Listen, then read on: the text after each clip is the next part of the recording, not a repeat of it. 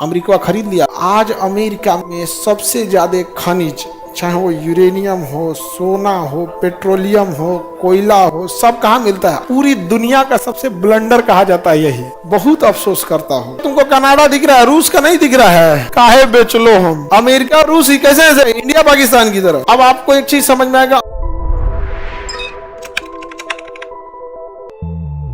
तो इंडिया में क्या होता है समझना ध्यान से। अगर हमको अमेरिका के इधर के किसी शहर में जाना है, new Jersey, New York, Washington, Boston, इस सब शहर में जाना है, तो हम लोग इस रूट को लेके आते हैं। लेकिन अगर अमेरिका की इधर कोई शहर, सिएटल हो गया, सैन फ्रांसिस्को हो गया, लॉस एंजिलस हो गया, कैलिफोर्निया हो गया, तो हम लोग इधर से नहीं आते हैं, फिर पूरा अमेरिका हिलना पड़ेगा। हम लोग इधर से जाते हैं, इधर से गए, यहाँ से निकल के यहाँ उतर जाते हैं। समझ आ गया? तो दुनिया कैसी है? गोल दुनिया। अब आपको एक चीज समझ में आएगा, अमेरिका और रूस में इतनी दुश्मनी क्यों है? दोनों सटल है सब। ये अमेरिका है, अमेरिका के ये अलास्का है, और ये रूस है। इंडिया पाकिस्तान की तरह है सब। अमेरिका और रूस ही कैसे है? इंडिया पाकिस्तान की तरह। और ऐसे लगता होगा यहाँ अमेरिका है, यहाँ रूस है, खाई लिए दुश्मनी कर रहा है भाई। समझ में गया? रूस का यह राज्य था अलास्का। अलास्का किसका था? अमेरिका को बेच दिया। वो अमेरिका क्या कर दिया? बेच दिया। इस नक्शा में देखिए, यहाँ देखिए, रूस की सीमा पहले कनाडा से लगती थी। रूस की सीमा किससे लगती थी? कनाडा। तो ये रूस है, इसकी सीमा किससे लगती थी? कनाडा से। अब रूस का मेन एरिया इधर है, मॉस्को उसको इधर है, ये इंडिया है। ये तो पढ़ा दिए आपको, मॉस्को वगैरह इधर। रूस को ये संभालने में बड़ी दिक्कत होता था, अलास्का। तो अलास्का किसको बेच दिया? पहले कनाडा को बेचा। पहले कहा कनाडा तुम खरीद लो, तुम्हारे पास है। तो कनाडा का ना हम ना खरीदेंगे, हमारे पास उतना पैसा नहीं है। आई क्या करेंगे हम अलास्का खरीद? किसमें है? कौन सी खाली बर्फ है? हमारे यहाँ का बर्फ का कमी है। अमेरिका खरीद लिया अलास्का। आज अमेरिका में सबसे ज्यादा खनिज, चाहे वो यूरेनियम हो, सोना हो, पेट्रोलियम हो, कोयला हो, सब कहाँ मिलता है? अलास्का। पूरी दुनिया का सबसे ब्लंडर कहा जाता है यही। और अमेरिका चला गया रूस के बॉर्डर पे। कहाँ गया? रूस के बॉर्डर पे एकदम सट गया वहां पे, अलास्का। बहुत अफसोस करता होगा। कनाडा अफसोस करता होगा, तुमको कनाडा दिख रहा है, रूस का नहीं दिख रहा है। काहे बेच लो हम? आगे बढ़े, एनी प्रॉब्लम? अब हम अमेरिका स्टार्ट करते हैं। ये कौन सा महाद्वीप है? उत्तरी अमेरिका। उत्तरी अमेरिका में ये देश कौन सा है? कनाडा। दुनिया का सबसे बड़ा देश रूस। रूस के बाद कौन आता है? कनाडा। दुनिया का सबसे बड़ा देश रूस। रूस के बाद कनाडा। बताइए सबसे लंबी समुद्री सीमा किसकी है?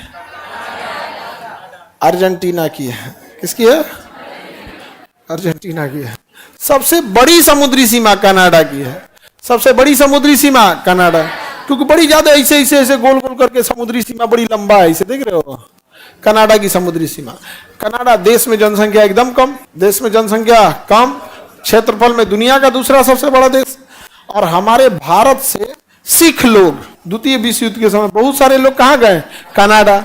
और कनाडा गए तो जनसंख्या वहां थी नहीं, और ये लोग थे मेहनती, तो मेहनत के दम पर इन्होंने अपना बिजनेस किया, दुकान किए, सब कुछ किया। ये लोग पंजाबी तो मेहनती होते ही हैं सिख लोग, और वहाँ ईमानदारी में इन लोग कोई बेईमानी ये नहीं कि कहीं से लूट ले। इन लोग के गुरुद्वारा में खुदे खाना मिलते रहता है, तो समाज की भी सेवा किए, गुरुद्वारा वहां भी चलाएं। वहां के लोग कनाडा वाला पिज्जा उज्जा खाने वाला गुरुद्वारा का आके हलवा खाया, कड़ा प्रसाद खाया, पराठा खाया, कहा सो spicy without any cost, so gentleman come in my country. वह कनाडा वाले लोगों को दौड़ हो गया।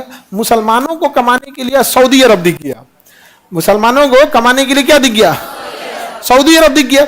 बट मुसलमानों में क्या है ना कि उनको पैसा आ रहा है ना, तो फिर वो एजुकेशन पे अगली पीढ़ी पे ध्यान देते हैं। सऊदी अरब में भी बड़ी संख्या में मुस्लिम कमाने गए हैं, लेकिन किसी पोजीशन को होल्ड करके नहीं बैठे हैं। सिख जब भारत से कनाडा गए तो मुसलमानों की तरह जाके नहीं बैठ गए वहां पे, वो पोजीशन होल्ड कर लिए, जमींदार बन गए, वहां बिजनेस कर लिए, दुकानें खोल दिए, एजेंसी खोल दिए, इवन कि वहां एक विधायक बन गया, सांसद बन के मंत्री बन गया। आज सिखों के सपोर्ट के बिना कनाडा में सरकार नहीं बन सकती है। सिखों का वहां पे कितना बड़ा वर्चस्व हो गया, सोचिए। हो गया कि नहीं हो गया? पढ़े लिखे भी थे, अब कनाडा वो पढ़ने भी चले गए, सब कुछ चले गए यहाँ पर। आज कनाडा में बड़ी संख्या किसकी है? सिख लोगों की है। समझ आ गया कि नहीं आ गया? कहाँ पे? कनाडा में। और कनाडा में अंग्रेजी के बाद पंजाबी बोली जाती है। कनाडा में अंग्रेजी के बाद क्या बोली जाती है? पंजाबी बोली जाती है। आगे बढ़ जाए, वहां ट्रक ड्राइवर से लेके ढाबा, रेस्टोरेंट, सब चीज कौन बना दिए? विधायक बन गए सब 8-10 ठो, मंत्री, सांसद, सब हो गया। अब तुमको बताते ना, आने वाले 10-15 साल में वहां का प्रधानमंत्री कोई सिख हो जाएगा, गठबंधन की सरकार बनेगी और कोई ना कोई क्या बन जाएगा? सिख। ये एक जस्टिन ट्रूडो